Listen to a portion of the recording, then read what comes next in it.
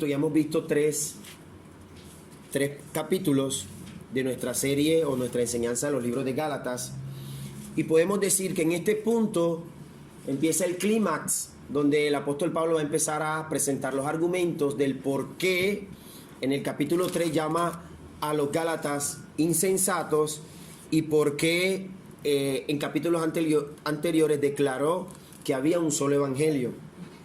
Los primeros versículos del capítulo 3 hacen una declaración extraordinaria, una declaración que no es entendida por los cristianos y que sin embargo es absolutamente crucial para nosotros.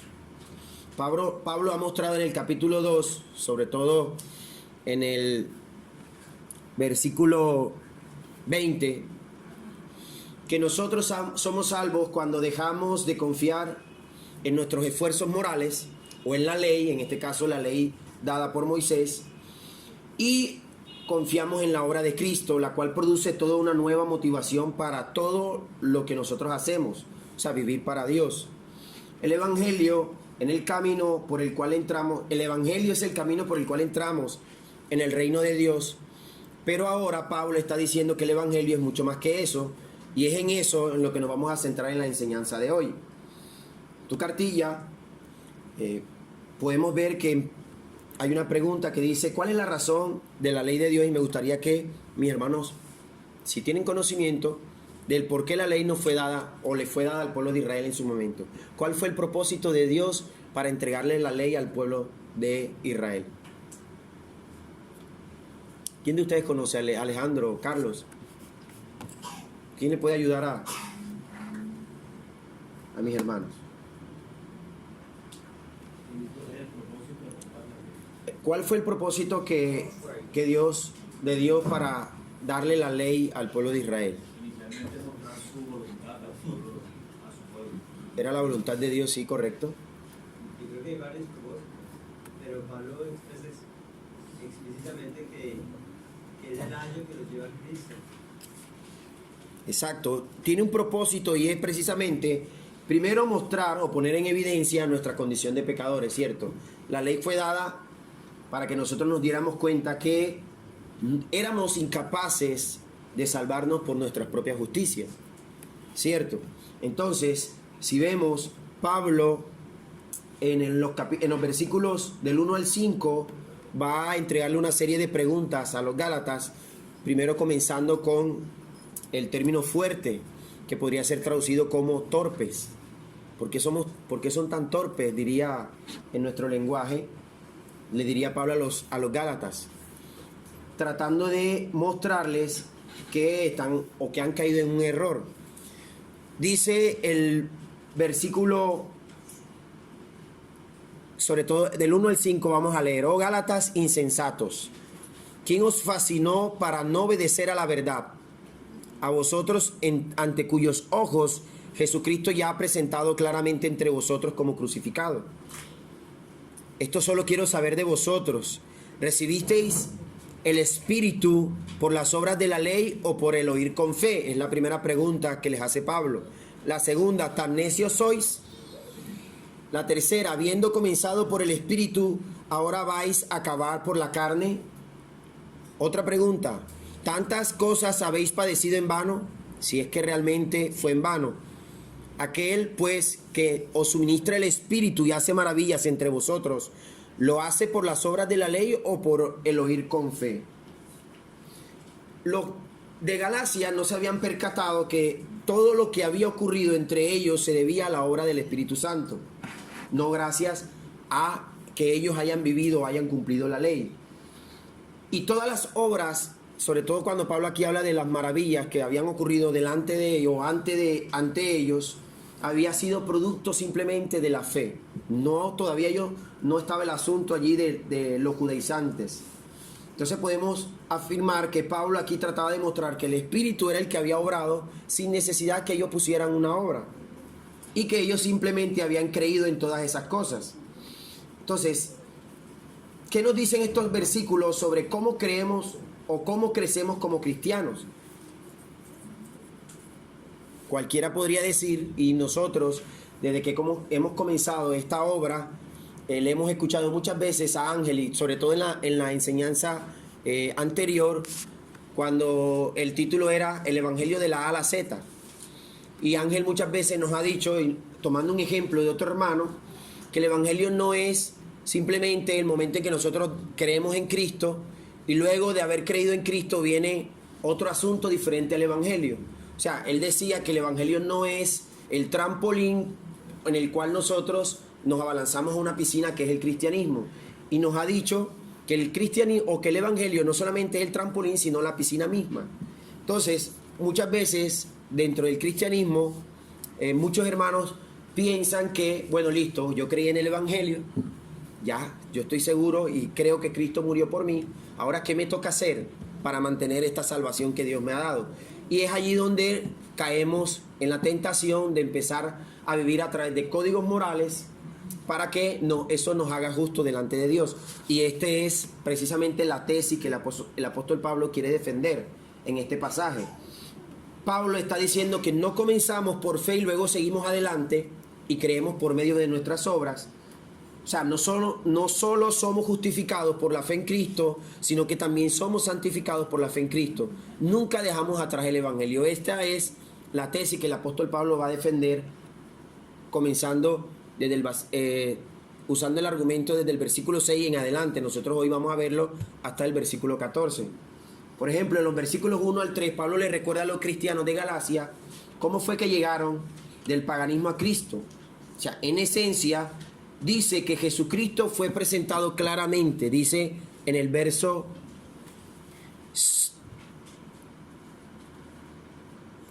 5, aquel pues que os suministra el Espíritu y hace maravillas entre vosotros, ¿lo hace por las obras de la ley o por el oír con fe? Perdón, en el versículo 1. Oh Gálatas insensatos, ¿quién os fascinó para no obedecer a la verdad? A vosotros, dice, ante cuyos ojos Jesucristo fue ya presentado claramente entre vosotros como crucificado. Esta presentación se logró por medio de la predicación, por medio del oír con fe. Pablo no se está refiriendo a un cuadro literal, sino metafórico. Hay un mensaje que se ha comunicado y es que Jesucristo fue crucificado en el versículo 1. Aquí se observa que la esencia del mensaje no es cómo vivir, sino qué ha hecho Jesús por nosotros en la cruz. El Evangelio es un anuncio de eventos históricos, no una serie de instrucciones sobre cómo vivir. Es la proclamación de lo que ha sido hecho por nosotros, no una guía sobre cómo debemos hacer. Pero también dice que este mensaje se apodera del corazón. Jesús fue claramente presentado. ¿Qué quiere decir Pablo con que Jesús fue claramente presentado? Mis hermanos, el Evangelio es un mensaje que es razonable. O sea, no fue un código secreto que Pablo dijo y que los de Galacia habían creído en ese código secreto o un mensaje misterioso, sino que el Evangelio había sido presentado claramente a través de la obra de Jesucristo. Y que ese mensaje que es razonable también produce en nosotros una transformación, porque no solamente es algo que llega a nuestra mente, sino que impacta a todo nuestro ser, nuestras emociones. Entonces nuestro evangelio, dice Pablo, no le llegó solo con palabras, sino también con poder, es decir, con el Espíritu Santo y con profunda convicción. Un cristiano no es alguien que conoce algo acerca de Jesús, sino que lo ha visto en la cruz. Nuestros corazones son conmovidos cuando vemos no solo que Él murió, sino que Él murió por nosotros. Vemos el significado de su obra por nosotros. Somos salvos por una presentación, como decía ahorita, racionalmente clara y que también conmueve el corazón de nosotros. Ahora, la pregunta del cuadernillo de ustedes que sigue. ¿Qué les está diciendo Pablo a los de Gálatas entonces? ¿Cómo podemos responder allí? ¿Qué les está diciendo Pablo a los de Gálatas? ¿Cuál es el punto central de lo que Pablo quiere mostrarles? El error de los de Galacia. Recibieron el Espíritu Santo, porque está escrito el Espíritu Santo como tal es la muestra de que ellos han recibido el mensaje del Evangelio. Lo que dice que son unos insensatos. Primero le dice que son insensatos. Y la insensatez se debe precisamente a lo que está mencionando Carlos. Ustedes se dieron cuenta que llegaron a Cristo a través de un mensaje que ustedes debían de creer. No había una propuesta de obras o de acciones o no les fue entregado un código moral al cual ellos tenían que cumplir para ser salvos. Ellos habían entendido eso, por eso Pablo dice que el evangelio les había sido presentado claramente. Entonces, luego de hacerles un llamado fuerte de atención, al llamarlos insensatos, les dice o les hace la pregunta o les afirma que Jesucristo les había sido presentado claramente entre ellos crucificado. ¿Por qué tiene que especificar crucificado? Porque se trata de lo que hizo Cristo, no de lo que nos toca hacer nosotros. Entonces, ¿cómo o qué nos dice esta primera parte del versículo 1 al versículo 5? ¿Qué nos dicen estos versículos sobre cómo crecemos como cristianos? O sea, ¿de dónde comienza el crecimiento de nosotros? Nosotros creímos por fe a través de la obra de Cristo y empezamos a crecer, a madurar, o lo que nosotros llamamos el proceso de santificación. ¿Cómo lo logramos? ¿A través de qué? Según Pablo. A través de la misma fe, a través del mismo oír el evangelio. O sea, Pablo les está mostrando que ustedes comenzaron creyendo, tienen que terminar creyendo. Pero los de Galacia habían comenzado creyendo y ahora iban a terminar, dice Pablo, en la carne. Y aquí cuando Pablo menciona el término carne, se está haciendo referencia a que ahora ellos iban a empezar a hacer, bueno, ok, ahora, ¿qué me toca hacer a mí? Ahora ya me he dado cuenta a través del nuevo mensaje, porque Pablo a eso le llama un nuevo evangelio o otro evangelio, pero aunque él aclara también que no es que sea otro, sino que habían unos que estaban permitiendo el mensaje del evangelio. Entonces ellos habían oído el mensaje de Pablo, que era que creían y eran salvos, y ahora se le estaba presentando otro mensaje donde le decían, bueno, ya tú creíste en Jesús, eso está bien, pero ahora te toca también añadirle a Jesús todas estas cosas. Entonces esa es la insensatez de los Gálatas y es lo que Pablo quiere mostrarles. Y él siempre está haciendo un contraste entre creer y guardar la ley. Y haber comenzado con el Espíritu en contraste con perfeccionarte con los esfuerzos humanos. Está haciendo ese contraste, el Evangelio, oír el Evangelio, creer el Evangelio con los esfuerzos humanos. Entonces, ese contraste Pablo lo presenta precisamente para desvirtuar el mensaje que ellos habían recibido a través de los judaizantes.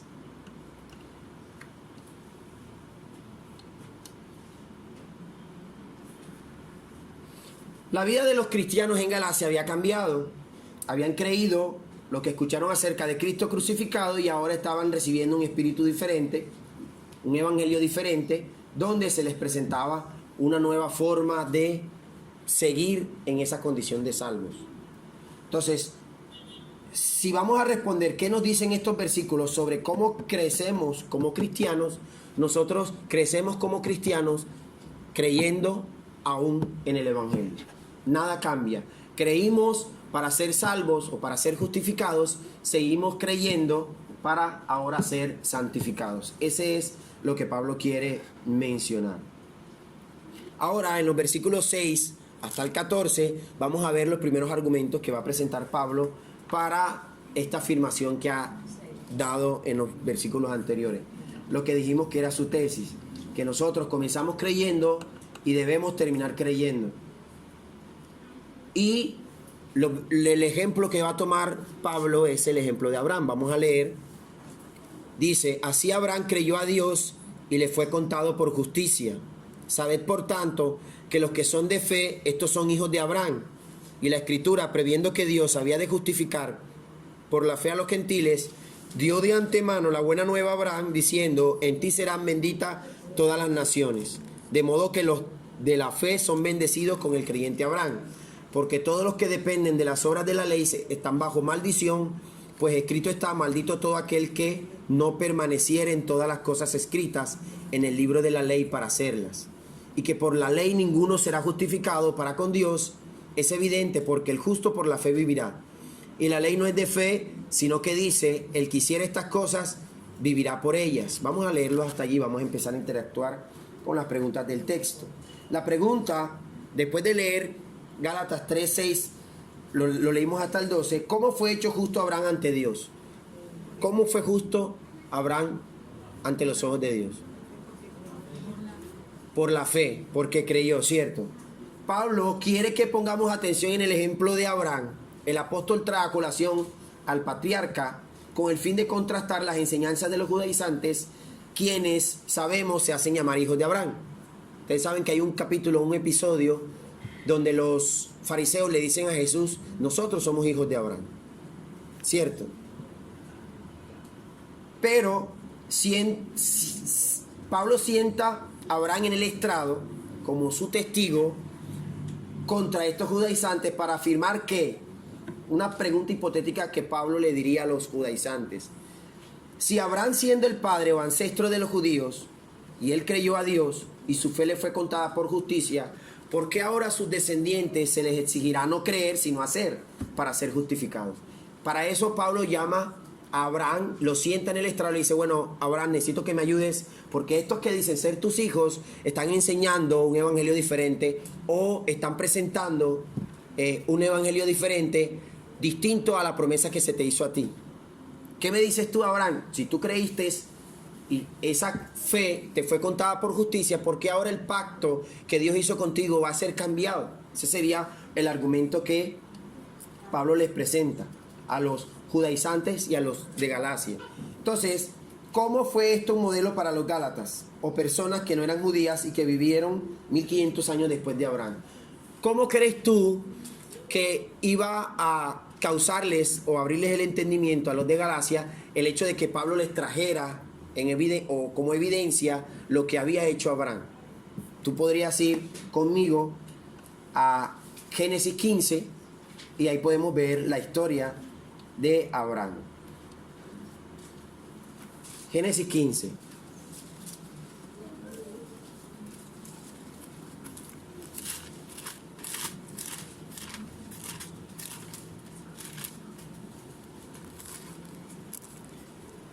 ¿Están allí?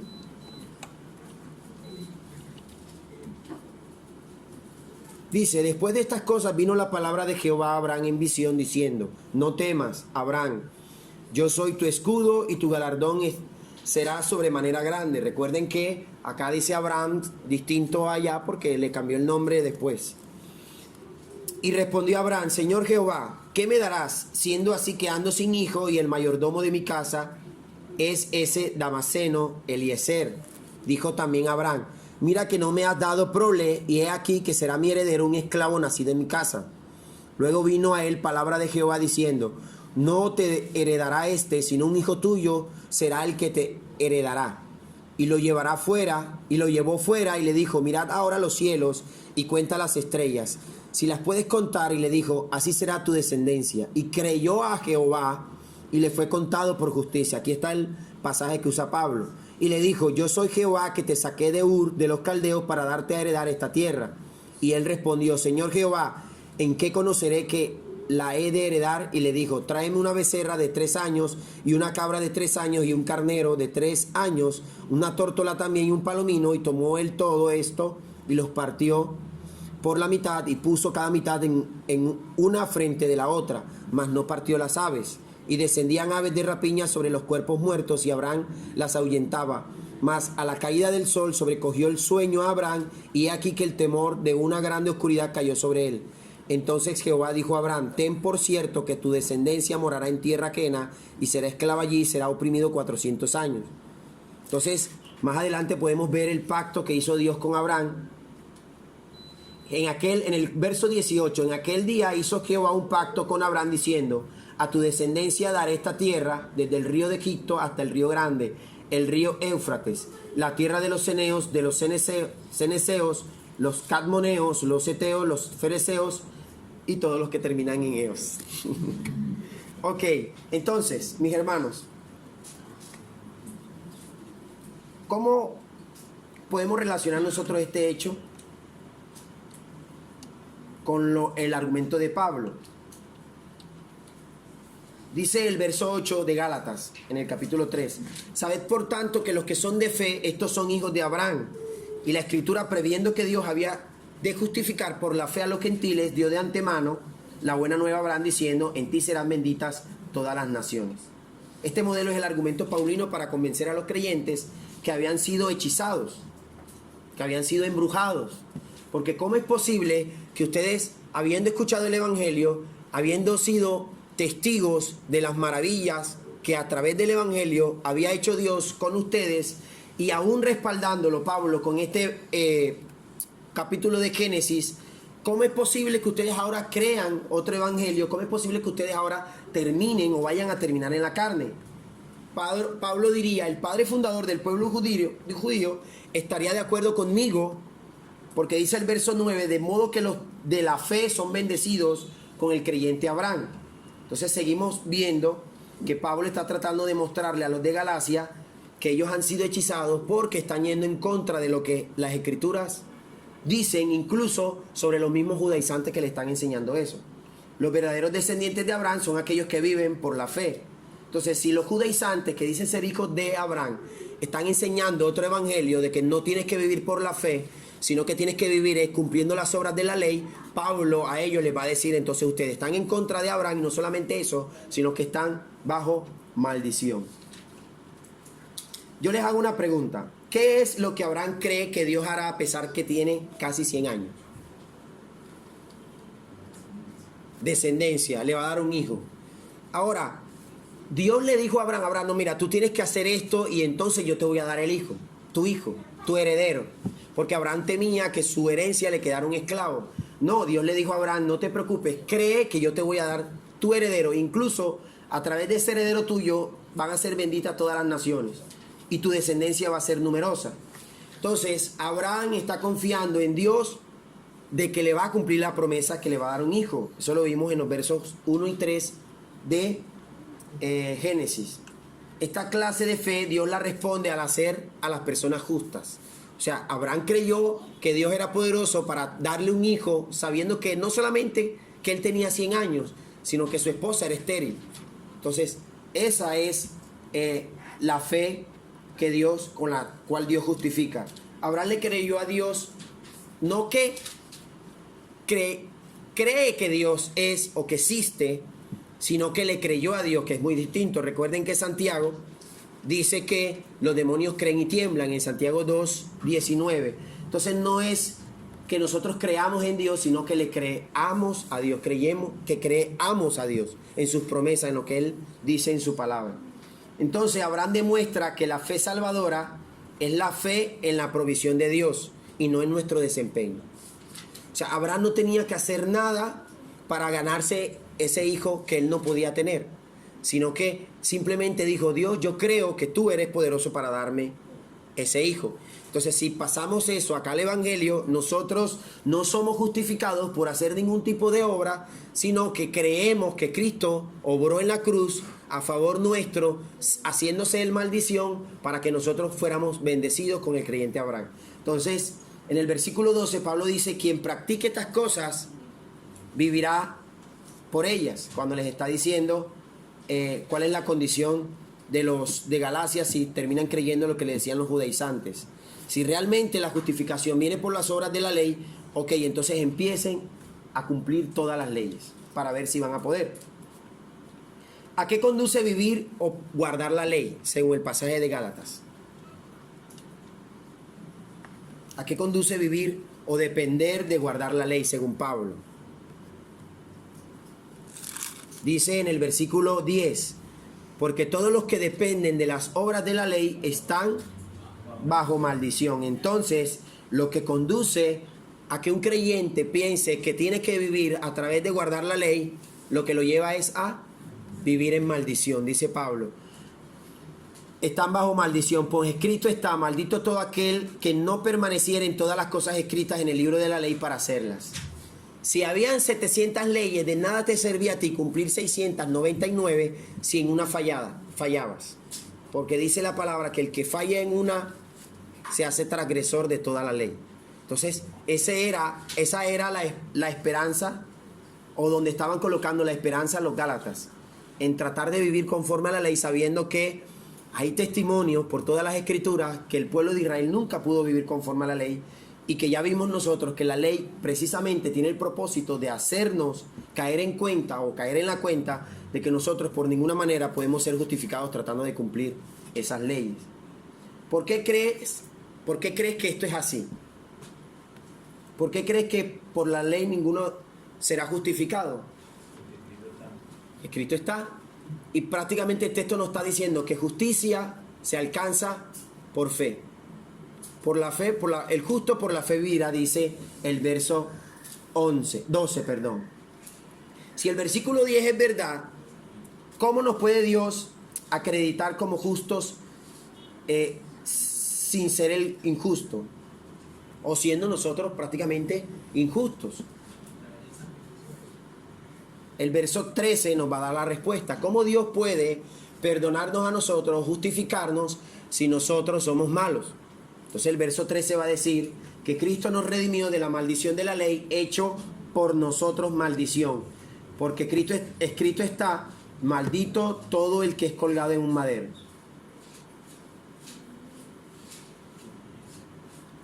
Para que en Cristo Jesús la bendición de Abraham alcanzase a los gentiles, a fin de que por la fe recibiésemos la promesa del Espíritu. Por la fe. ¿Qué nos da el hecho de confiar en la muerte de Cristo? Por lo que hizo Jesús. Él tomó nuestra maldición y nos dio su bendición en la cruz.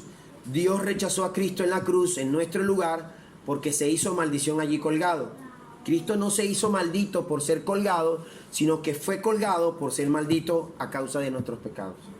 Cuando en la antigüedad colgaban a alguien, luego de ser apedreado, los judíos, una de las leyes decía que aquel que tuviera un pecado y fuera apedreado, luego lo colgaban, para mostrar que era un maldito. No el hecho de que fuera colgado era lo que lo convertía en un maldito. Entonces Cristo se hizo maldición por nosotros, para perdonarnos, para que Dios nos pudiera perdonar. Cuando leímos allí, en el verso 14, a fin de que por la fe recibiésemos la promesa del Espíritu, eso significa en favor de, o en lugar de. Cristo se hizo maldición por nosotros. Jesucristo fue nuestro sustituto y gracias a su obra nosotros fuimos justificados. Nuestro pecado le fue imputado a Él y su justicia se nos imputó a nosotros. Eso es el mensaje central del Evangelio. Nosotros hemos dicho muchas veces que el propósito de esta enseñanza es mostrar que es el Evangelio y nada más. Y aquí Pablo está mostrando que los de Galacia se estaban desviando de ese Evangelio y nada más por ir en busca del Evangelio más las obras de la ley. Y Pablo es claro que dice que salieron de bendición a entrar en maldición. Entonces, para finalizar, mis hermanos,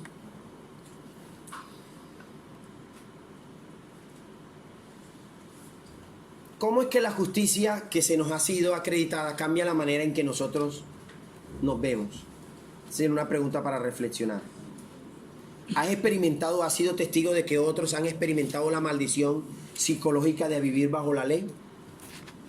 Nosotros pecamos y esa condición de estar en pecado, de traernos mala conciencia, nos lleva o a querer entrar en obras para justificarnos y quitarnos esa mala conciencia de haber pecado, o eso nos puede brindar la oportunidad de volver a confiar en que Cristo murió por nosotros, y a pesar de que nosotros somos débiles y a pesar de que nosotros constantemente, aunque no entramos en práctica, pero nosotros todos los días le fallamos a Dios, Pablo está tratando de decirnos a nosotros que debemos confiar en todo momento en el Evangelio.